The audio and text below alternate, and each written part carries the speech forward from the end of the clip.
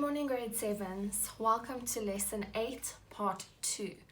In the previous lesson, we went through this first section, which was multiplication and division with decimal fractions.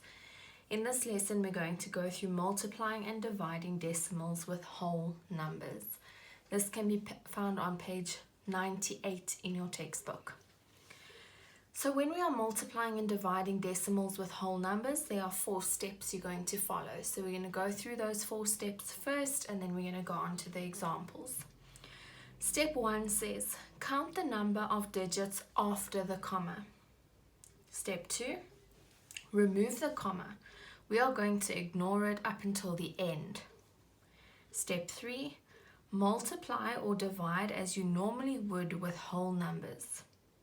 Step 4, once you have your answer, add the comma back in by counting the number of digits, that's from step 1, from the back of your answer.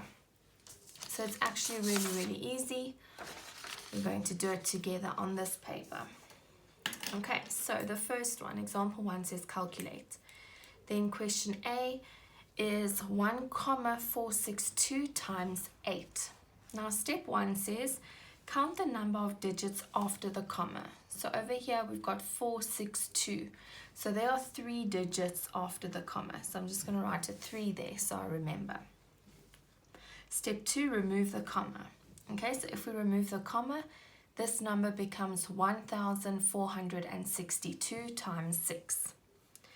Step 3, multiply or divide as you normally would with whole numbers. Okay, so we are going to multiply. So we say 1,462 times 6. And we're just going to use our normal multiplication sum and we're going to work out our answer. Okay, 6 times 2 is 12. So we write down the 2, we carry the 10. 6 times 6 is 36. Plus 1 is 37. Write down the unit, carry the 10. 6 times 4 is 24. Plus 3 is 27. Again, we're going to carry the 10s. 6 times 1 is 6. Plus 2 is 8. So my multiplication answer is 8,772. Now we've multiplied, so we've done step 1, 2, and 3. Now step 4 says, once you have your answer, add the comma back in by counting the number of digits from the back of the answer. So we said we left out 3 digits, right? So we are now going to go count from the back of the number. We're going to count 3 spaces. So 1, 2, 3. And that's where the comma goes in. So the comma goes between the 8 and the 7. So your final answer is 8,772. That's your final answer. So I'm going to repeat the steps. Step 1, you counted the number of digits after the comma and you just make a note of it on the side. Step 2, you get rid of that comma. Step 3, you work out your answer as if you're doing a normal multiplication sum. And the last step, you count backwards from the end of the number back 3 spaces depending on how many numbers are after the comma. And that's where you put your comma back in. Now for example 1b, division works exactly the same way. We're going to follow the same 4 steps. Again, we're going to count how many numbers are or how many digits are after the comma. So 3,045. So once again, it's 3 digits. Okay, take away the comma. So we've got 3,045 divided by 3. Step 3, use normal division or multiplication. So for this one, I'm going to use house method, but I'm going to use the short method. Okay, so we're not doing long division. So 3 goes into 3 once.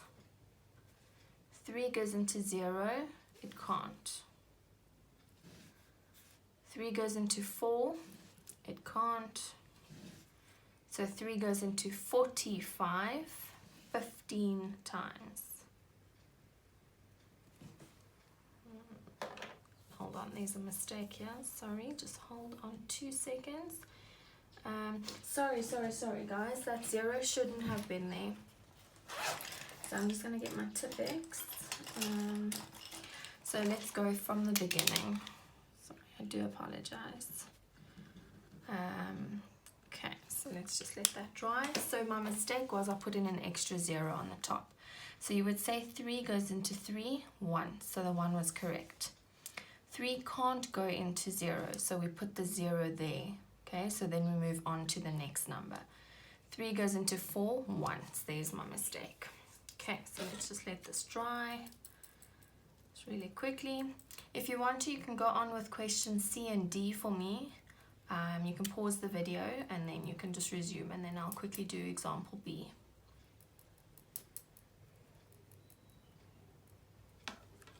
Okay, let's quickly do example B. So 3 goes into 3 once, we said. 3 goes into 0, it can't. So we're going to put in a 0. This Tipp-Ex is still not dry. Let's just let it dry a little bit more. Okay, 3 goes into 0, 0 times. 3 goes into 4 once, but now there's a remainder of 1. Okay, so that becomes 15. 3 goes into 15 5 times. So your final answer is 1015. Now step 4, we've got to count back the comma. So we counted 3 spaces in the beginning. We go from the back of the number. So it's 1, 2, 3 spaces. So this final answer is 1, 015. Okay, now quickly pause the video if you haven't already completed these. I'm going to go through them really quickly. Okay, so here was 2 spaces after the comma. We do normal multiplication, so 93 times 7. 7 times 3 is 21. 7 times 9 is 63, plus 2 is 65. So 651. We counted 2 spaces, so it's 1, 2. So it's 6,51. That's your final answer. The last one had 1, 2, 3, 4, 5 spaces, or 5 digits. So again, we're going to divide, and once again, you can use long division, short division, it doesn't matter as long as you get the correct answer. So 33 goes in, it can't go into 1. 33 can't go into 12. So then we look at 120. Now if we say 33, I'm just going to do it here on the side. 33 times 3. Let's say we guess it goes in 3 times. 3 times 3 is 9, 3 times 3 is 9. 99. Maybe it can go once more, so let's add 33 again. So that's 12, that's 13. 132 is too much. So it goes in 3 times. So that's 99 and 120. So we need to work out our remainder. So you say 120 minus 99. Let's just quickly do this. 11 minus 21. So we've got remainder 21. So that becomes 214. Now again, we're going to guess how many times 33 goes in. So let's say we think it goes in 8 times. So we're going to say 33 times 8. 16, 24, 26. There's 264. So that's too much. So let's go 33 times 7. 21, 22, 23 is 231. Again, it's still too much. So it's definitely 6 times. So 6, 12, 18. So it's 198. So it goes in 6 times.